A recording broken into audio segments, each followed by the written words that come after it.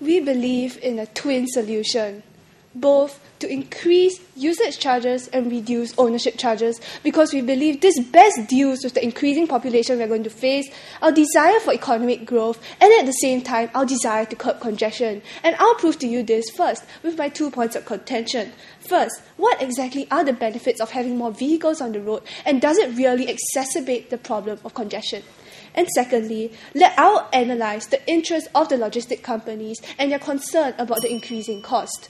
So let's first look at the benefits of more vehicles.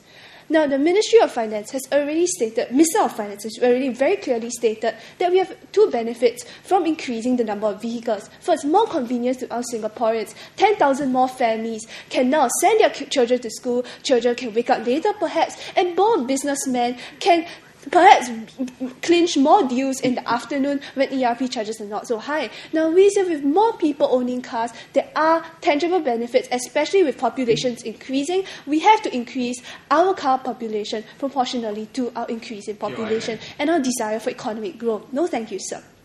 And more importantly, they bring up the point that people will be deterred from owning cars because of the increased usage charge. Now, first, we say that is not true because people can buy cars and they can choose when to drive it. They don't have to drive it during the peak hours. And more importantly, this outrightly contradicts their own point about how increased cars will result from our policy. No, thank you, sir. But more importantly, really, let's look at the problem of congestion. Will increased vehicle population exacerbate the problem of congestion? I say no, because in our policy, we've taken care of that with increased usage charges. The quarterly reviews have been ongoing for more than 10 years, which ensures that the speed remains within a certain range, 45 to 65 km per hour on expressways. And this, by increasing charges when necessary, ensures that the speed remains optimal, that the most number of vehicles use that road at a certain time. This maximizes the efficiency of our public utility, namely the roads. And therefore, we say that the concerns they've raised do not really stand. And let me then move on to address the interests of the logistics companies and their worries about cost.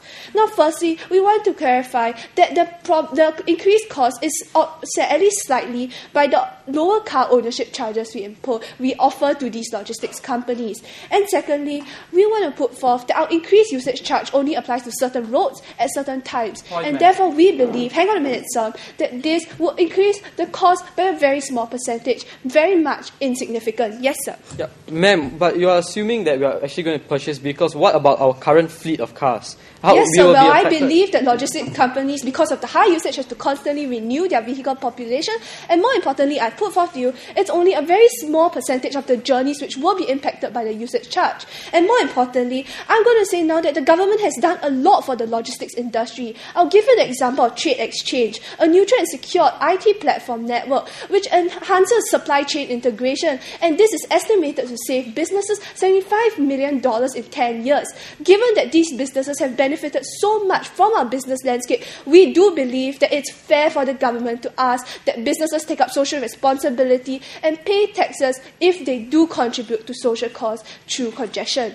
And having shown you now that the concerns they've raised do not really hold, let me move on to my substantive on ensuring an equitable tax system. Now, it is essential today that we have accountability and fairness in our tax system. This involves taxing those who contribute to social costs. In the early 70s, car ownership charges were a convenient way of curbing the problem of congestion. However, we recognize that there is nothing fundamentally wrong with the act of ownership. The cost comes from using cars, and in our small city state comes from the problem of congestion. And now, with advancements in technology, we have infrastructure like the electronic road pricing gantries available. This makes usage pricing extremely feasible. We thus believe that it is imperative for us to progressively transfer the burden of taxation from the act of ownership to people who actually use cars and contribute to congestion.